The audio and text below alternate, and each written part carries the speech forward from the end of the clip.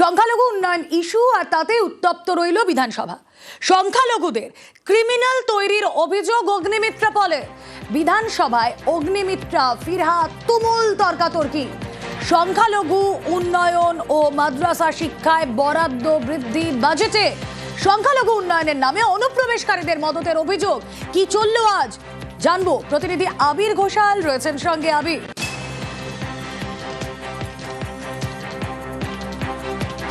দেখো, যারা রাজ্য বিধানসভার দীর্ঘদিনের সদস্য বা রাজ্য বিধানসভার পরিচালন সম্পর্কে দীর্ঘদিন ধরে অবহিত, তারা বলছেন অন্তত সাম্প্রতিক সময়ে এই ধরনের ঘটনা ঘটেনি। তারা বলছেন যে কার্যত নজিরবিহীনভাবেই এই ধরনের ইস্যু নিয়ে তীব্র সংঘাত তৈরি হলো। বাজেটের সংক্রান্ত যে আলোচনা, সেই আলোচনায় বক্তব্য রাখছিলেন বিজেপির বিধায়ক অগ্নিমিত্রা পাল, এবং তিনি সেই সময় মন্তব্য করেন যে মন্তব্যের তীব্র বিরোধিতা করতে দেখতে পাওয়া যায় ফিরহাদ হাকিমকে। এবং ফিরহাদ হাকিম তাকে মনে করান যে যারা সংখ্যালঘু যারা রয়েছেন তাদের ভূমিকা যথেষ্ট ছিল দেশের স্বাধীনতা সংগ্রামের ক্ষেত্রে। তারা এটাকে তাদের নিজেদের দেশ বলে মনে করেন। এমনকি একাধিক বিশিষ্ট ব্যক্তি রয়েছেন, যে ধরনের শব্দবন্ধ ব্যবহার করা হচ্ছে সেটা তাদের পক্ষেও অপমানজনক। এবং যখন অগ্নিমিত্রা পাল বক্তব্য রাখছিলেন, সে সময় দেখতে পাওয়া যায় যে শাসক দলের একাধিক বিধায়ক তারাও তাদের নিজেদের আসন ছেড়ে তারা উঠে তীব্র প্রতিবাদ জানাতে শুরু করেন। এবং তাদের বক্তব্য যে যারা বিধায়করা হন তারা সংবিধান রক্ষার শপথ নিয়েই বিধানসভার মধ্যে আইনসভা সদস্য হয়ে আসেন, তাহলে কি করে একজন বিধায়ক এই ধরনের মন্তব্য করতে পারেন। ফলে অগ্নিমিত্রা পালের মন্তব্যকে ঘিরে তীব্র বাদানুবাদ হয়। ফিরহাদ হাকিমও তিনিও পাল্টা কথা বলেন। অগ্নিমিত্রা পালের তরফ থেকে পাল্টা যুক্তি জানানো হয় এবং তিনি বলেন যে তিনি কোথাও অস্বীকার করছেন না যে স্বাধীনতা সংগ্রামের ক্ষেত্রে সংখ্যালঘুদের ভূমিকা নেই। ফলে কার্যত নজিরবিহীন ঘটনা এবং ইস্যুর সাক্ষী থাকলো বিধানসভা। বেশ, আমি যে কথাগুলো আজকে বলেছি সেটা আমি উইথড্র করব না। সংখ্যালঘু এবং মাদ্রাসার দপ্তরে আপনারা প্রচুর টাকার বরাদ্দ দিয়েছেন। এটা কি শিক্ষার জন্য দেওয়া হচ্ছে, নাকি অনুপ্রবেশকারীদের একটা আড়াল করে মদত করার বন্দোবস্ত করা হচ্ছে? আপনারা ভোট ব্যাংকের জন্য, নিজস্ব পলিটিক্যাল এজেন্ডার জন্য সংখ্যালঘু ভাই বোনকে মডার্ন এডুকেশন দিচ্ছেন না, তাদের হাতে বন্দুক দিচ্ছেন, তাদেরকে ক্রিমিনাল তৈরি করছেন। এটা তো আমি কোনো ভুল বলিনি। আপনার সাহস থাকে ফিরহাদ হাকিম মহাশয়, আমি সংবাদ মাধ্যমে আপনাকে চ্যালেঞ্জ দিচ্ছি, এই 15 বছর পশ্চিমবঙ্গের মাদ্রাসায় কত ডাক্তার, ইঞ্জিনিয়ার বেরিয়েছে তার তালিকা দিন। আর কতজন আপনার সম্প্রদায় থেকে কতজনকে আমরা ক্রিমিনাল বাপ্পি বানিয়েছেন আপনার সরকার, তার একটা তালিকা দিন। দুধ কা দুধ, পানি কা পানি হয়ে যাবে। পুরো একটা সম্প্রদায়কে ক্রিমিনাল ট্যাগ করে দিলেন। ওনাদের ডাবল ইঞ্জিন সরকার যেখানে আছে অত্যাচার করতে পারেন, কিন্তু এটা বাংলার মাটি। এইখানে একটা জাতিকে তুলে এরকম ভাবে কথা আজ পর্যন্ত কেউ বলেনি যিনি উনি বলেছেন। ঠিক যে ওনাদের দল বিজেপি আমাদের ঘৃণা করে আমরা জানি, আমাদের হত্যা করতে চায় আমরা জানি, কিন্তু আমরা ক্রিমিনাল নই। আমরা ভারতের সন্তান, হিন্দু মুসলিম শিখ ইসাই আমরা সবাই ভাই ভাই, শান্তিতে এই ভারতে থাকতে চাই।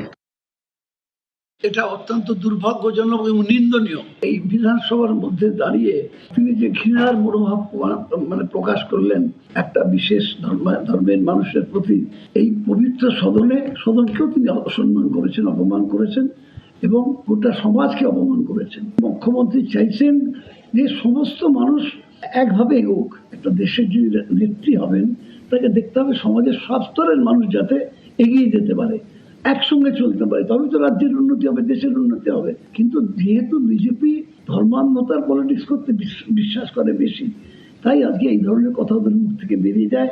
বাংলার মানুষ এদের ক্ষমা করবে না।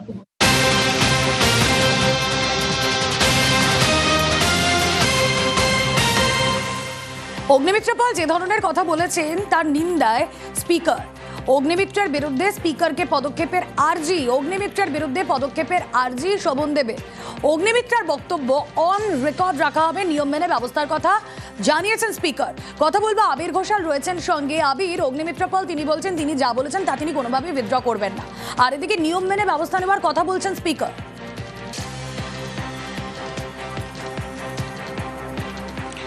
যদিও শেষমেশ রাজ্যের শাসক দলের পক্ষ থেকে শোভনদেব চট্টোপাধ্যায়, চন্দ্রিমা ভট্টাচার্য, জাভেদ খান, মোহাম্মদ আলীর মতো বিধায়ক যারা রয়েছেন, মন্ত্রীরা রয়েছেন, তারা যে অভিযোগ বিধানসভার অধ্যক্ষের কাছে পাঠিয়েছিলেন সেই প্রস্তাব, নিন্দা প্রস্তাব, তা পাঠ করার অনুমতি দেওয়া হয় এবং শোভনদেব চট্টোপাধ্যায়, চন্দ্রিমা ভট্টাচার্য, জাভেদ খান, মোহাম্মদ আলী তারা সেই প্রস্তাব পাঠও করেন এবং তাদের বক্তব্য যে সাংবিধানিক একটা দায়িত্ব বলে বিষয় থাকে এবং সংবিধানের প্রত্যেক নাগরিকের নিজেদের ধর্ম অধিকার রক্ষা করার অধিকার রয়েছে, তাহলে কেন এই ধরনের মন্তব্যকে বিধানসভার মতো সদনের ক্ষেত্রে গ্রহণ করা হবে?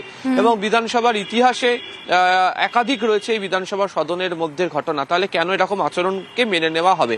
যদিও বিধানসভার অধ্যক্ষ মনে করিয়ে দেন যে তারা যে প্রস্তাব এনেছেন সেই প্রস্তাবে তিনি নিন্দা করছেন এবং যাতে এই ধরনের কোনো আচরণ কোনো সদস্য না করেন, বক্তব্য রাখার সময় তারা যেন সজাগ এবং সতর্ক থাকেন, সেই প্রসঙ্গের কথা মনে করিয়ে দেন বিধানসভার অধ্যক্ষ।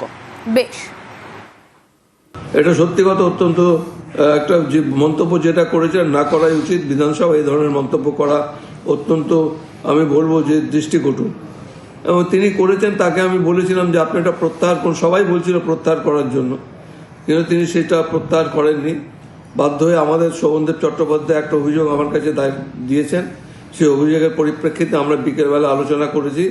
সে আলোচনা করার পরে আমার সিদ্ধান্ত যেটা হয়েছে সেটা আমি হাউসে জানিয়ে দিয়েছি যে সবাইকে এই ধরনের মন্তব্য করা থেকে বিরত থাকতে অনুরোধ করেছি এবং এই ধরনের মন্তব্য যিনি করেছেন সেই মন্তব্য করা উচিত না বলেও আমি বলেছি যে নিন্দাসূচক একটা প্রস্তাবনা এনে বলেছেন সবাইকে নিন্দা করা হয়েছে এই ধরনের প্রস্তাব শব্দ ব্যবহার করার জন্য।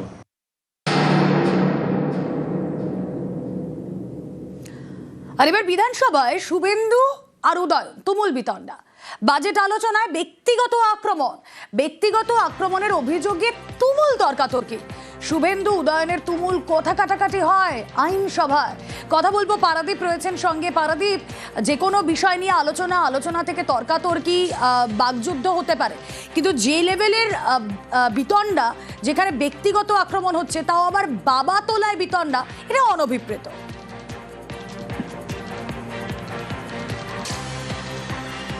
একদমই তাই, নজিরবিহীন ঘটনা বললেও বিধানসভার অধিবেশন কক্ষে এটা কম বলা হয়। তুমি জানো যে ভোট অফ অ্যাকাউন্টসের ওপর আলোচনার দিন ছিল আজ, এবং সেখানেই বিজেপির বিধায়ক অশোক লাহিড়ী যখন বলছিলেন তখন তিনি উন্নয়ন প্রসঙ্গে উড়িষ্যা, প্রতিবেশী রাজ্য উড়িষ্যার প্রসঙ্গ টানেন, এবং উড়িষ্যার প্রসঙ্গ যখন টানেন ঠিক সেই সময় শাসক পক্ষের বেঞ্চ থেকে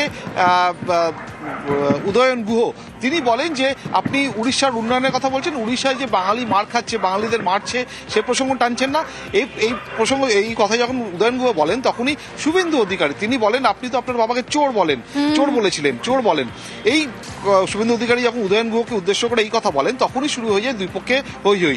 তখনকার মতো স্পিকার তিনি দুই পক্ষকেই হস্তক্ষেপ করে থামিয়ে দিল। পরবর্তীকালে স্পিকারের অনুমতি নিয়ে উদয়ন গুহ বলতে ওঠেন এবং তিনি বলেন আমি আমার বাবাকে চোর বলেছি, এটা কোথায়? সেটা শুভেন্দু অধিকারী বিরোধী দলনেতা, তিনি সেটা যদি দেখিয়ে দিতে পারেন তাহলে আর প্রশ্ন করবো না। কিন্তু একই সঙ্গে তিনি বলেন যে আমি আমার বাবাকে নিয়ে গর্বিত, এবং শুভেন্দু অধিকারী তিনি তো শিশির অধিকারীর পুত্র, কিন্তু তবু তিনি নিজেকে মোদির বাচ্চা বলেন। এই যখনই তিনি মোদির বাচ্চা এই শব্দটি ইউজ করেন, মোদির বেটা এই শব্দটি ইউজ করেন, তখনই কিন্তু শুভেন্দু অধিকারী সহ বিজেপির পরিষদীয় দলের বিধায়করা তখন তারা নিজেদের চেয়ারের আসন ছেড়ে দাঁড়িয়ে পড়েন এবং প্রতিবাদ করতে থাকেন, হই চলতে থাকে। যদিও খানিকক্ষণ এই প্রতিরোধ চলার পরে স্পিকার দুপক্ষকে থামিয়ে দেন এবং স্পিকার জানান যে এই বিষয়টি টোটাল আজকের যে নথিভুক্তিকরণ, সেই নথিভুক্তিকরণ থেকে পুরো বিষয়টি বাদ দেওয়া হচ্ছে বা এক্সপাঞ্জ করা হচ্ছে। তবে আবারও বলছি রুমেলা, পুরো বিষয়টা কিন্তু আজকে বিধানসভার অধিবেশন কক্ষে অত্যন্ত নজিরবিহীন ঘটনার সাক্ষী হিসেবে বলার অপেক্ষা রাখেন একেবারেই পারে। বাবাকে চোর বলেছি, এটা যদি প্রমাণ করতে পারে সদস্য পদ এখনো তো কয়েকদিন আছি, সেটার থেকেও পদত্যাগ করবো। রাজনৈতিক ভাবে সমালোচনা বামফ্রন্টের করেছি, সেই সময় বাবার কথা এসছে, বাবার কথাও বলেছি। তার মানে বাবাকে চোর বলে না, গর্ব করে বলি যে আমি কমল গুরুর ছেলে। তিনিও তো শিশির অধিকারীর ছেলে, তাকে পুরোপুরি অস্বীকার করে কেমন করে বলেন যে তিনি মোদির বেটা, চিৎকার করে বলছেন। আমি তো কোনোদিনও বলিনি যে আমি অমুকের ছেলে, তবে যে কার ছেলে, শিশির অধিকারীর ছেলে না মোদির ছেলে, সেটাই আমি হাউসে বলেছি। উত্তরবঙ্গে গেলেই বলে যে আবার হারাবে, কিন্তু দল যদি আমাকে টিকিট দেয় দিনাটায়, তাহলে আমি ওকে আহ্বান জানিয়েছি যে তুমি এসে ক্ষমতা থাকলে দিনাটায় দাঁড়িয়ে আমাকে হারিয়ে দেখাও যে তোমার কত বড় ক্ষমতা। বিধানসভা থেকে ওয়াকআউট বিজেপির। কেন্দ্রীয় বাজেটকে কটাক্ষের প্রতিবাদে এই ওয়াকআউট করে বিজেপি বিধায়কদের বিক্ষোভ। বিজেপি বিধায়ক অশোক লাহিড়ীকে অপমানের অভিযোগ, চন্দ্রিমার বিরুদ্ধে অপমানের অভিযোগ শুভেন্দুর, প্রতিবাদে বিজেপি বিধায়কদের ওয়াকআউট বিক্ষোভ।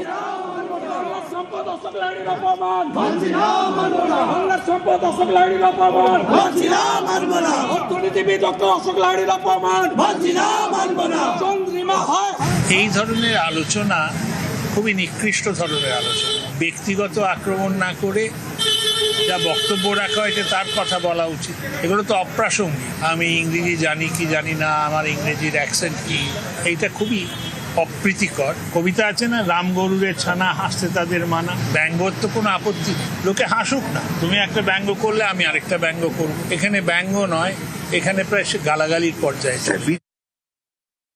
অশোক লাহিড়ীকে অপমান করেছেন অসভ্যভাবে, বর্বরের মতো। এই চন্দ্রিমা ভট্টাচার্য, যিনি কম্পার্টমেন্টাল এমএলএ, তন্ময় ভট্টাচার্যের কাছে হেরেছিল, আমার দয়া জিতে এসেছিল। Doctor Ashok Lahiri is our asset. Doctor Ashok Lahiri আর্টিকেলে এদের সব খুলে দেয়। এরা যে অর্থনীতিকে ধ্বংস করেছে, ডক্টর অশোক লাহিড়ী এটা এক্সপোজ করে, তাই এদের অসুবিধা। পড়ে শুনিয়ে দিলাম যে হাম্পটি ডাম্পটি কি, তা হাম্পটি ডাম্পটি কেন বলেছেন মাননীয় মুখ্যমন্ত্রী বাজেটকে, সেন্ট্রাল বাজেট, সেটা বললাম। তো শুনতে শুনতে কিসের কি হলো জানি না, সবাই মিলে বেরিয়ে গেলেন যে আমরা নাকি কিছুই করি না। তো কিছুই না করলে আমরা বারবার আসি কেন? মানুষের পাশে থাকার অঙ্গীকার, সেই অঙ্গীকারটাকে বাস্তবায়ন করেন বলে তাই মা মাটি মানুষের সরকার বারবার আসে, আবার আসবে। ওদেরটা নেবে যায়।